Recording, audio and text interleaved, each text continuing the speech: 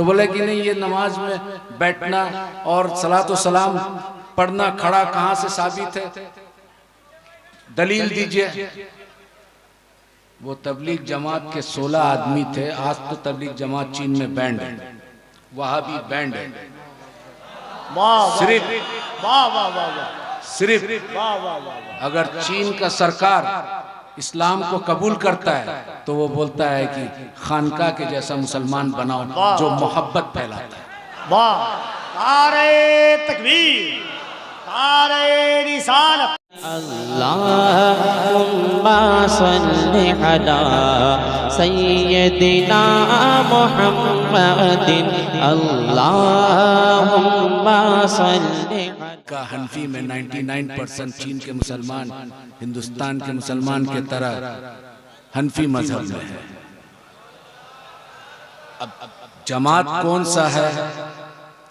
तो जमात अहले सुन्नत वल जमात का है।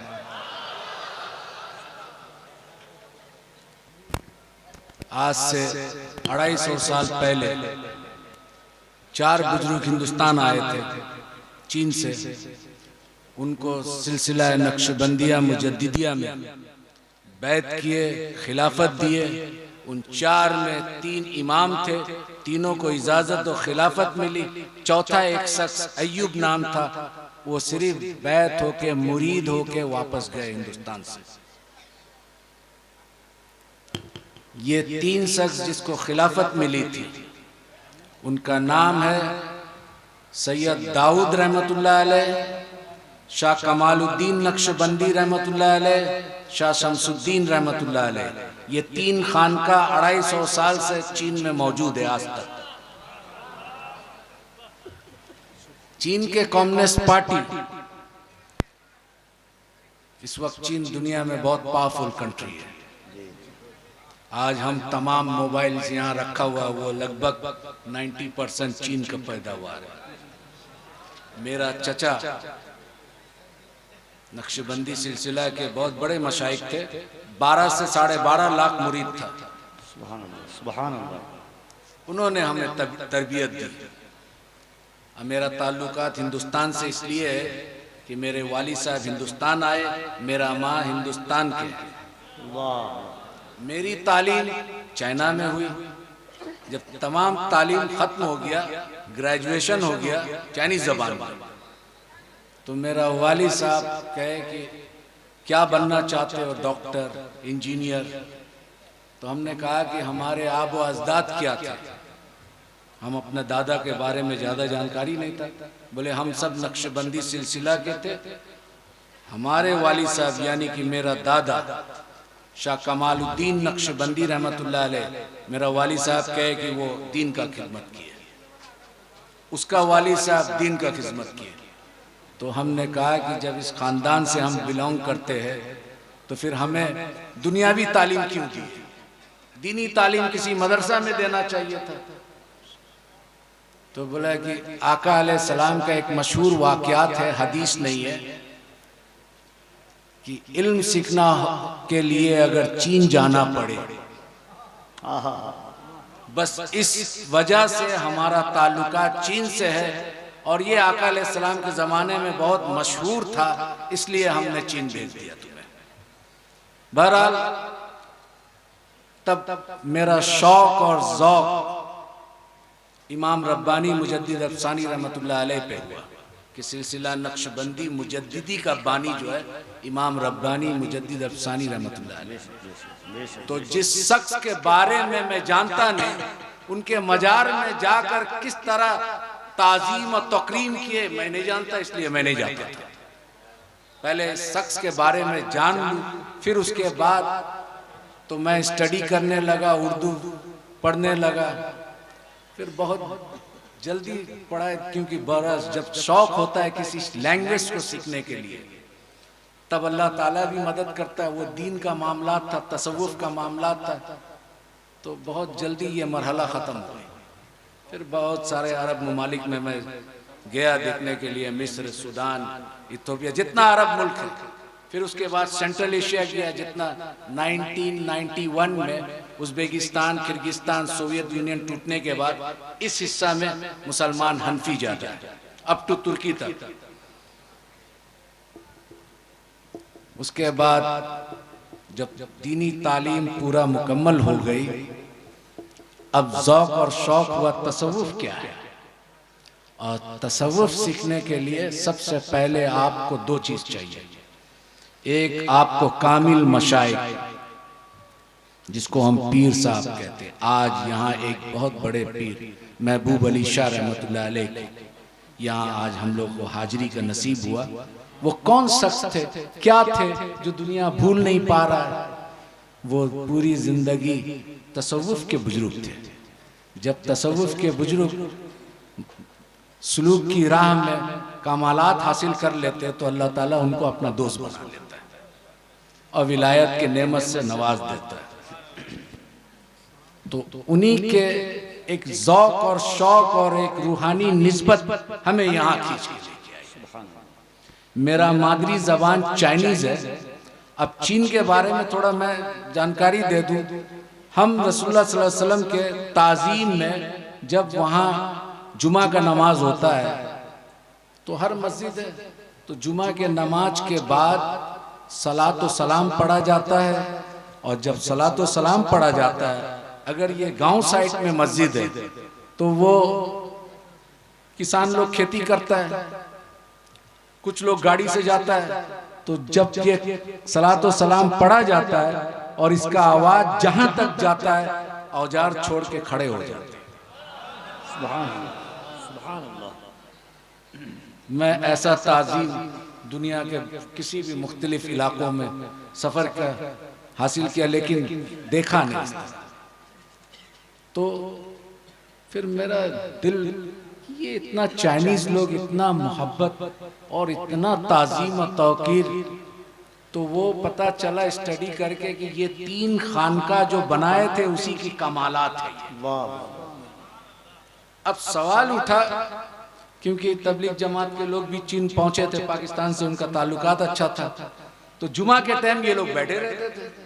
तो मेरा चचा बोला कि ये पाकिस्तान का और हिंदुस्तान का भाषा तुम लोगों का एक ही है। हम बोला लगभग एक ही है, उर्दू बोलते हैं, हम हिंदी बोलते हैं। तो बोला समझ सकते हैं? बोला तो इन लोगों को कहो कि आइंदा हमारे मस्जिद में ना आए, नमाज पढ़ के चले जाए, दीन ना लेके आए। क्या सिखाने आया? बोले क्यों? बोला हज़रत साद बिन अबू वक्कास रजी अल्लाह ताला अन्हु चीन में आ चुके थे, उसके दीन को हम पकड़ेंगे, इनसे कह देना कि तुम अपना दीन मुबारक को ले जाओ। तो बोले कि नहीं, ये नमाज में बैठना और सलातो सलाम पढ़ना खड़ा कहाँ से साबित है, दलील दीजिए। वो तबलीग जमात के 16 आदमी थे। आज तो तबलीग जमात चीन में बैंड है, वहाबी बैंड है। सिर्फ अगर चीन का सरकार इस्लाम को कबूल करता है तो वो बोलता है कि खानका के जैसा मुसलमान बनाओ जो मोहब्बत फैलाता है। वाह, नारे तकबीर, नारे रिसालत, मसलके आला हजरत, मसलके अहले सुन्नत। सुभान अल्लाह। अब सवाल है, अरब में देखता है लोग, अरब से इस्लाम आया, सहाबी अरबी थे, ताबईन अरबी थे, तबे ताबईन अरबी थे, आका अलैहिस्सलाम अरब में आए। तो अरब में खारजी भी आया था, राफजी भी आया था, मुतजल्ला फिरका जो है अरब में आया था। ये तमाम शिया जो हजरात है, हमारा कोई बात नहीं है, हमारा अकायद में इख्तिलाफ है, लेकिन ये सब यहाँ अरब में आया था, हिंदुस्तान में नहीं आया था। तो सवाल उठा, जब स्टडी किया तो ये लोग ज्यादा जो अहले सुन्नत से निकले, मेन स्ट्रीम अहले सुन्नत है सवादे आजम, लेकिन इससे जो साखे निकला मुख्तलिफ फिरकों में बटा। वो तमाम के तमाम फिरका कुरान से दलाइल देते हैं। अब ये तबलीग जमात के लोग बोलते हैं कि खड़ा होके साबित करो, ये करो, वो करो। तो हमने उसको पूछा, जवाब दिया, देखिए मेरा चचा यहाँ के ये है और पीर साहब है और वो पसंद नहीं करते, लिहाजा आप लोग यहाँ दीन फैलाने ना आए। क्यों? आप दलील से बात कीजिए। आका अलैहिस्सलाम इमाम शाफी ने इसकी जवाब दे दी। इमाम शाफी रहमतुल्लाह अलैह फरमाते हैं कि हम बिद्दती उम्मतियों से हदीस लेना बंद कर दिया। तो इमाम शाफी रहमतुल्लाह अलैह से सवाल किया, या मोहम्मद बिन इदरीस अश-शाफी, या इमाम शाफी, उम्मत में बिदात करने वाला, बिदत फैलाने वाला कौन है? बोलता है तुम्हें मालूम नहीं? उम्मत में बदतरीन उम्मत वो है जो आका अलैहिस्सलाम की ताजीम के लिए दलील के कायल है, दलील ढूंढता है। आका अलैहिस्सलाम के ताजीम के लिए जो दलील मांगे वो इमाम शाफी के नजदीक बदतरीन उम्मत है। जवाब दे दिए। तो हमने उनसे वही दोहराया इमाम शाफी के कौल को कि भाई इमाम शाफी ने इसका जवाब दे दिया, अब क्या कहते हैं? बोला नहीं आप दलील दीजिएगा। हम बोला देखो ऐसा है, एक हदीस है। बोला आप आलिम हैं? हमने कहा कि नहीं आलिम नहीं है, हम अपने चचा के साथ है, बहुत सारा मुताला किया किताब के। हदीस में एक रिवायत आया है, हजरत बिलाल हबशी रज़ियल्लाहु ताला अन्हु ये हब्स के थे। उस वक्त हब्स आज के जो है इथोपिया कहलाता है। तो इथोपिया से 12-14 आदमी आका अलैहिस्सलाम मस्जिद नबवी में आए थे। आने के बाद उन लोग आका अलैहिस्सलाम और हजरत अबू बकर सिद्दीक, उमर फारूक रज़ियल्लाहु ताला अन्हु, उस्मान गनी सब बैठे हुए साहबा। तो ये जो अफ्रीका के लोग 7 फुट 6.5 फुट के लंबा मोटा चौड़ा बॉडी का, ये सब जो है जिस तरह खाना काबा का तवाफ करते हैं उसी तरह आका अलैहिस्सलाम बैठे हुए और चारों यार सब साहबा बैठे हुए। वो एक तरफ उठ के एक पांव उठा के मोहम्मद बिन साले, मोहम्मद बिन साले, और एक हाथ उठा रहे, एक हाथ ऐसा कर रहे और ऐसा घूम रहे। तो उमर बिन खत्ताब रज़ियल्लाहु ताला अन्हु खड़ा हुए, रोकने का कोशिश किया। आका अलैहिस्सलाम फरमाए या उमर बैठ जा, बैठो, कर लेने दो पूरा। फिर जब पूरा खत्म हो गया तब बैठे। तो फिर आका अलैहिस्सलाम उमर को मुखातिब करके अब पूछो क्या पूछना चाहते हो। तो जब उमर बिन खत्ताब पूछे उनसे कि तुम लोग ये क्या करते हो, तो वो जवाब सुन लीजिए, हम अपने राजा का इस्तकबाल इस तरह करते, आप दो जहां के राजा है तो आपके इस्तकबाल इस तरह ना करूं। वो अजमी थे, अरबी नहीं थे। तो हदीस में आया ये रिवायत। 12 तौहीद, क्योंकि अहले अरब जो खास करके वहाबी अपने आप को सल्फी या हिंदुस्तान में अहले हदीस कहते हैं, वो कहते हैं कि अहले सुन्नत के पास में तौहीद नहीं है। हमारे बुजुर्गाने दीन जो गुजर के आए ये सब तौहीद के उस मकाम पे पहुंचे जहां पर तौहीद के मार्फत, अल्लाह की मार्फत हासिल कर ली। तुम जो तौहीद का बयान करते हो, वसीला को मानते नहीं हो, तो उस पर थोड़ा डिबेट हुआ हमसे। तो हमने कहा कि देखो खुदा मत बनो। बोला हम खुदा कैसे बनते, माज़अल्लाह अस्तगफिरुल्लाह। हम बोला वो रब्बे जल जलाल होकर अपने तौहीद को बयान करता है तो क्या कहता है, कुल हुवल्लाहु अहद, कह दीजिए ऐ मेरे महबूब कुल। कुल का माने कौन है ये समझो, कुल कह दीजिए। किससे कह दूं? मेरे बंदों से, आप अपने उम्मतियों से कह दीजिए वो अल्लाह एक है। तो अल्लाह रब्बुल इज्जत अपने तौहीद को बयान कर रहे वसीला रिसालत से, और तुम बंदा होकर वसीला रिसालत को हटा के खुदा की तरफ पहुंचना चाहते हो। ये तो नामुमकिन है, ये तो खुदा का सुन्नत भी नहीं है। इस तौहीद को ले जाओ, ये शैतानी तौहीद है। हम उस तौहीद को मानते हैं, अहले सुन्नत वल जमात के हुजूर गौसुल आजम रज़ियल्लाहु ताला अन्हु के तौहीद को मानते हैं। अभी एक अल्लामा ने कहा, तेग अली शाह रहमतुल्लाह अलैह, मेरा एक निस्बत हजरत तेग अली शाह रहमतुल्लाह अलैह के खलीफा थे अब्दुल गफूर रहमतुल्लाह अलैह। उनका एक खलीफा थे जो बांग्लादेश में है, शाह नबी बख्श रहमतुल्लाह अलैह। उनसे भी इस्तिफादा का मौका मिला। तो वो जब बुजुर्गों से आप इस्तिफादा करते, उनकी जूती सीधी करते, तो उनका कुछ फैज़ तो मिलता है। और जब वो फैज़ मिलता है तो फिर आप एक बेखुशबू वाला फूल होते हैं, लेकिन खुशबूदार फूल के साथ जब जुड़ते हैं तो उसकी तासीर जो है आपके अंदर आने लगता है, तो आपका भी महक होने लगता है खुशबू का।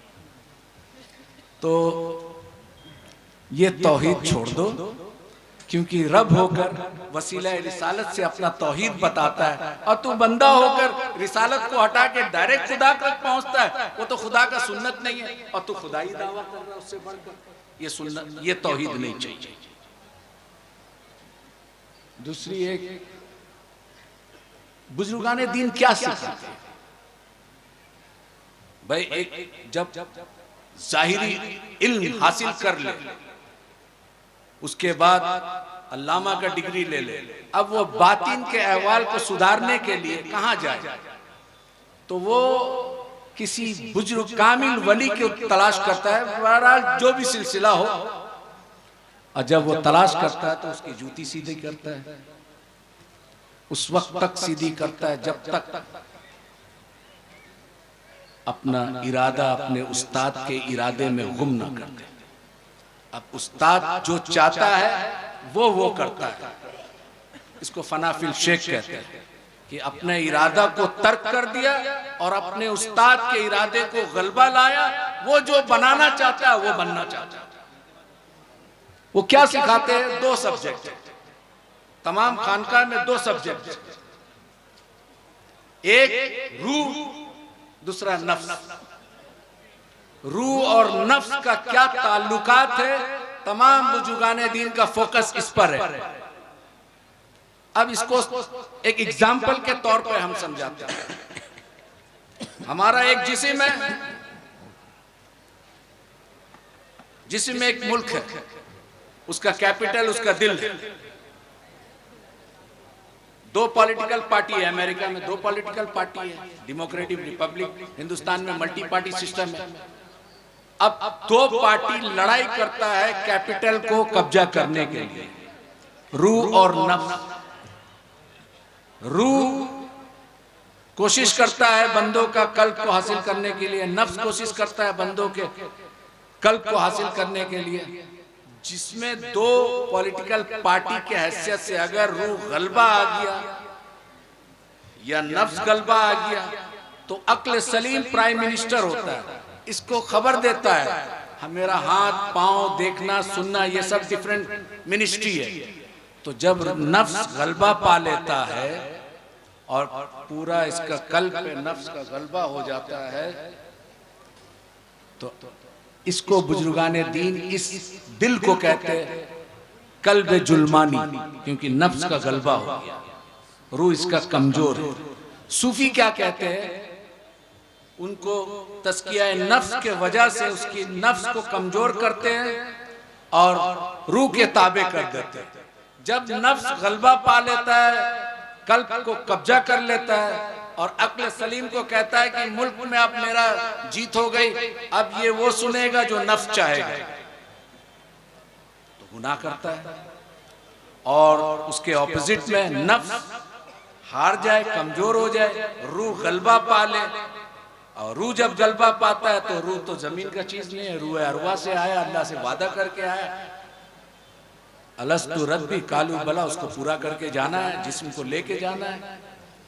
तो जब रूह कब्जा कर लेता है कैपिटल को, तो उसका पूरा जिस्मानी, उसका डिफरेंट पार्ट्स ऑफ मिनिस्ट्री, वो तमाम वो काम करता है जिससे रूह को सुकून मिलता है। उसको सूफिया कहते हैं कि इस बंदे का कल्ब रूहानी। ये है खानकाई निजाम, ये सिखाते हैं तस्फिया कल्ब। अब तीसरा एक है, और इसी पर मेरा तकरीर खत्म कर दूंगा।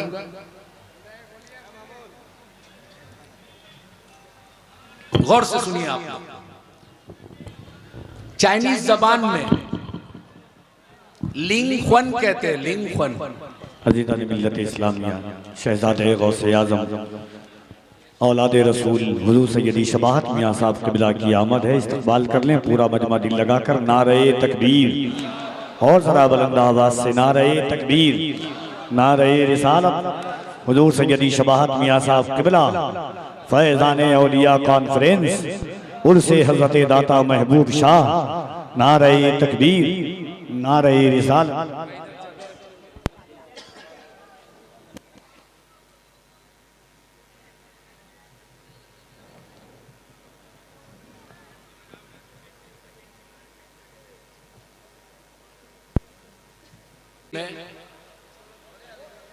मन रब्बु का मा दीनुकुम नहीं, मा कुंतुम तकूनु फी हाजल रुजुल हुआ मुहम्मदुर रसूलुल्लाह सल्लल्लाहु अलैहि वसल्लम। आपसे कब्र में सवाल जवाब होगा। क्या सवाल जवाब होगा? आपसे पूछा जाएगा और रसूलुल्लाह सल्लल्लाहु अलैहि वसल्लम का दीदार होगा और पूछा जाएगा इस शख्स के नाम मुहम्मदुर रसूलुल्लाह सल्लल्लाहु अलैहि वसल्लम है, इसके बारे में क्या कहता था। पास्ट टेंस, क्या कहता था, इसका मतलब दुनिया में हम क्या कहते थे। ठीक है। अब बुखारी शरीफ में ये आ गया है कि आप कब्र का सवाल जवाब में आपसे पूछा जाएगा, रसूलुल्लाह सल्लल्लाहु अलैहि वसल्लम का दीदार होगा और दिखाया जाएगा और आपसे पूछा जाएगा, फरिश्ते उनका नाम भी बता देंगे। आपसे पूछा जाएगा जब जिंदा था दुनिया में इनके बारे में क्या कहता था। अब यहां पर हाजिर और नाजिर का मामला था। कुछ उलमा का ख्यालात है कि रसूलुल्लाह सल्लल्लाहु अलैहि वसल्लम के रोज़े अतर का पर्दा जो है वहां से खोल दिया जाएगा, उनका दीदार कराया जाएगा, अब पूछा जाएगा। कुछ का ऐसा ख्याल है, कुछ का है कि दीदार नसीब होगा, कब्र में दीदार मुस्तफ़ा सल्लल्लाहु अलैहि वसल्लम का दीदार होगा और आपको नाम बता के फरिश्ते पूछेंगे क्या कहता था। ठीक है। अब ये अमीरुल मोमिनीन फिल हदीस इमाम बुखारी रहमतुल्लाह अलैह। अब हम पूछते हैं कि रसूलुल्लाह सल्लल्लाहु अलैहि वसल्लम अभी मदीना मुनव्वरा में मौजूद है और यमन में, मक्का में सहाबा वफात पा गए, उनको दफन कर दिया गया। तो यही सवाल अगर है तो आका अलैहिस्सलाम तो अभी दुनिया में मौजूद है, फिर किसको दिखाया जा रहा है कब्र में? अभी मौजूद है दुनिया में, मदीना मुनव्वरा में। अगर बुखारी शरीफ का इसी हदीस को माना जाए तो ठीक है, तो फिर रसूलुल्लाह सल्लल्लाहु अलैहि वसल्लम के जमाना में बहुत सारा सहाबी, किसी को शहीद कर दिया गया, कोई दुनिया से रुखसत हो गए, तो फिर उनको जब दफन किया गया तो आका अलैहिस्सलाम का दीदार हुआ, पूछा गया तो आका अलैहिस्सलाम तो मदीना मुनव्वरा में मौजूद है। एक दूसरा, रसूलुल्लाह सल्लल्लाहु अलैहि वसल्लम अब दुनिया में है नहीं, जब दुनिया में थे तो अगर यही क्वेश्चन है पूछा जाएगा तो दुनिया में नहीं है तो भी दिखाया जाएगा। अब वो कहते हैं कि हुजूर अक़दस सल्लल्लाहु अलैहि वसल्लम, ठीक है, अभी कोविड का टाइम में दुनिया में एक ही टाइम में कितने लोग गुजर गए होंगे, कितने लोग का मौत हो गया होगा। सपोज पूरी दुनिया में 10 लाख आदमी एक ही टाइम में मौत हुआ तो मुल्कुल मौत तो एक है। भाई मुल्कुल मौत का ताकत ये मानते हो कि एट अ टाइम, एक ही मिनट, एक सेकंड में 10 लाख आदमी को पूरी दुनिया से मौत का फरिश्ता रूह कब्ज कर सकता है। ये उनका इख्तियार में, ये उनका पावर अल्लाह ने दिया। और ये 1 लाख आदमी को एक ही टाइम में दफन कर दिया जाए और एक ही टाइम में मुनके नकीर रसूलुल्लाह सल्लल्लाहु अलैहि वसल्लम को ज़ियारत भी हो रहा है और पूछा जा रहा है कि इसके बारे में क्या कहता है। तो हर जगह हाजिर और नाजिर नहीं है। क्या है? हमारे बहुत सारे असलाफ जो बुजुर्गाने दीन गुजरे, इमाम जलालुद्दीन सूती रहमतुल्लाह अलैह, तो कहते थे हम आलिम बेदारी में ज़ियारत किया रसूलुल्लाह सल्लल्लाहु अलैहि वसल्लम का। इमाम रब्बानी मुजद्दिद अल्फसानी रहमतुल्लाह अलैह वो तशव्वुद में अशहदु अल्ला इलाहा भूल गए थे, क्योंकि अस्सलामु अलैका अय्युहन नबी जब बोले थे तो उसको जवाब रसूलुल्लाह सल्लल्लाहु अलैहि वसल्लम दिए थे, वो उंगली उठाना भूल गए। आज समरकंद, बुखारा, उज़्बेकिस्तान, अफगानिस्तान का नॉर्दर्न पार्ट जो नक्शबंदी आज भी नहीं उठाते, बोलते इमाम रब्बानी भूल गए। नहीं, मकतूबात रब्बानी में उन्होंने खत लिखा वो काजी नौमान बदख्शी रहमतुल्लाह अलैह को खलीफा थे कि देखो फ़कीर ने जो है नमाज में इस तरह का मामलात आया तो तशव्वुद में, क्योंकि आप हनफी है तो हनफी है तो अशहदु अल्ला इलाहा उठाएंगे, लेकिन आपने भूल गए। क्योंकि उस वक्त भूलने का कारण ये था कि रसूलुल्लाह सल्लल्लाहु अलैहि वसल्लम का सलाम का जवाब सुन लिए थे, और जो शख्स रसूलुल्लाह सल्लल्लाहु अलैहि वसल्लम का जवाब सुन ले वो किस्सा ये सुन्नत याद रहेगा। तो उन्होंने कहा कि मैंने अपने खलीफा को लिखा, वो वक्त के मुजद्दिद थे लेकिन साहिब शरीयत तो नहीं थे। आज भी चाइना के बहुत सारा रिमोट एरिया में वो नहीं करते, बोलते इमाम रब्बानी रहमतुल्लाह अलैह के मकतूबात रब्बानी में नहीं है। बहरहाल तो एक ही टाइम में इतने लोग का मौत हुआ और एक ही जगह में नहीं हुआ, दुनिया के मुख्तलिफ इलाकों में हुआ, एक ही साथ दफन कर दे और एक ही साथ किसका दीदार हो रहा है? रसूलुल्लाह सल्लल्लाहु अलैहि वसल्लम को दिखाया जा रहा है और पूछा जा रहा है कि इस शख्स के बारे में क्या कहता था, तो फिर हाजिर और नासिर का क्या माने? यही तो माने। बहरहाल एक छोटा से वाकयात है वो मैं बयान कर दूं, उसके बाद मैं ख़त्म करूंगा, क्योंकि मैं डायबिटीज से 35 इयर्स हो गया। मैं 10 बजे सो जाता हूँ, सुबह 4 बजे उठता हूँ। तो वो मौलाना शौकत साहब ने रिक्वेस्ट किया कि आज, तो खैर बहरहाल कोई बात नहीं। मेरा चचा चीन में बहुत बड़े बुजुर्ग शाह सईद रहमतुल्लाह अलैह अभी हाल फिलहाल 4, 5, 6 साल हुआ इंतकाल कर गए। तो उनके पास आए, वो बड़ा खामोश रहते थे, 91 इयर्स तक हयात था, लेकिन कमजोरी के वजह से वो खड़ा बैठ के नमाज नहीं पढ़ाए। नमाज के टाइम में बहुत जलाल हो जाते थे, इमामत करते थे। तो घर में सब लोग बोला कि आप इतना उम्र हो गया तो आप बैठ के नमाज पढ़े। बोला इमाम बैठ के नमाज नहीं पढ़ेगा, या तो हम अपना बेटा को दे दे इमामत करने, मैं पीछे बैठ जाता हूँ। तो उनके पास कुछ लोग आए, बोले हुजूर रसूलुल्लाह सल्लल्लाहु अलैहि वसल्लम का दीदार हमने सुना, आपके वाली साहब बहुत लोगों को इस जगह में रसूलुल्लाह सल्लल्लाहु अलैहि वसल्लम का मुरीद करके 3-4 दिन में दीदार करा दिए थे, तो आप भी करा दिए, कैसे होगा? तो चचा देखे बहुत सारा लोग ऐसे, बोला ठीक है कोई बात नहीं है, अभी थोड़ा मुरीद में ट्रेनिंग हो। उसमें एक लड़का बड़ा जिद्दी था, उसका नाम था सलाउद्दीन। वो थोड़ा चाइनीज कराटे कुंफू का मास्टर भी था, बहुत सारा अवार्ड ले चुका था। तो वो थोड़ा जिद करने लगा। तो चचा बोले ठीक है, तुम रसूलुल्लाह सल्लल्लाहु अलैहि वसल्लम का दीदार करोगे, कसरत से दरूद शरीफ पढ़ो और कसरत से सुन्नत पर अमल करो। तुम 40 दिन तक करो, फिर उसके बाद इंशाअल्लाह हम रसूलुल्लाह सल्लल्लाहु अलैहि वसल्लम का दीदार करा देंगे।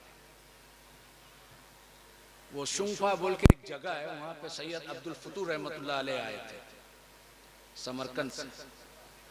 उन्होंने उस जगह में कुछ तिब्बती लामा ग्रुप था, वो पूरा मुसलमान हो गया वो एरिया में। वो एरिया में चाइना का सालार कौम कहते हैं, ये लोग तुर्की से आए थे। वहां मिर्चा एक होता है, छोटा मिर्चा होता है, वो बहुत झाल, एक मिर्चा खाना मुश्किल है। तो चचा बोले कि सालाचू, हम चाइनीज में बोल रहे हो, जिस तरह मेरा चचा बोले सलाउद्दीन नीची सालाचू ना पेन ना लाचा कोला। सलाउद्दीन सालार चले जाओ, वहां का मिर्चा लेके आना। हदा पापा बोलते थे, बाबा, पापा माने बाबा, हदा पापा वो चितावला था छीला माय खोला आ गया। बोला सलाउद्दीन मेरे हुजरा में आ जाओ। फिर एक ताला था, चाबी लगा दिए और चाबी मेज में रख दिए। बोले मिर्चा पूरा खा लो। मिर्चा खा लिया। एक मिर्चा खाना मुश्किल है, वो 50 ग्राम मिर्चा। वो बस उम्र था, बड़ा ज़ौक़ और शौक रखता था, तो चिबा चिबा के खा लिए। खाने के बाद उसको हिचकी आने लगा। अब वो पानी खोजे। बोला सलाउद्दीन पानी मत पीना, अगर अपना ख्वाब को पूरा करना है तो पानी मत पीना, और अगर झाल बर्दाश्त ना हो तो चाबी वहां रखना है, खोल के चले जाओ और ये इरादा तर्क कर देना। ठीक है। अब वो परेशान, इधर छपक इधर ये उधर वो, अब थूक निकाल रहा है मुख से और थूक में जबान को लगा रहा है, लहर रहा है। वो तो मिर्चा आम मिर्चा नहीं है। आप यहाँ कालिम्पोंग दार्जिलिंग में चले जाइए, एक छोटा सा मिर्चा आता है, उसको क्या दल्लू कुरसाई बोलते हैं लोकल लैंग्वेज में, वो एक तो खा लीजिए। आसाम में चले जाइए, भूत, वो बंगला भाषा में मिर्चा को क्या बोलता है, नहीं भूत लंका ना क्या बोलते हैं आसाम में, वो खा के एक तो दिखा दीजिए आप।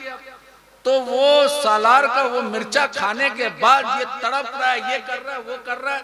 बोला सलाउद्दीन नीनेन दरूद, सलाउद्दीन दरूद शरीफ पढ़ो, तुमको दीदार करना है, तुम्हारा वो ख्वाब को पूरा करो, चाबी वहां रखना है, अगर दम तोड़ दे तुम्हारा ख्वाहिश तो फिर ताला खोल के घर चले जाना, पानी पी लेना।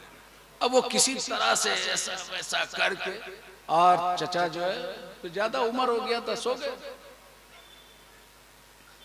अब पानी भी सामने रखा हुआ है, पानी सामने है, पीना है नहीं पीना है। अब वो बोला नहीं पिएंगे।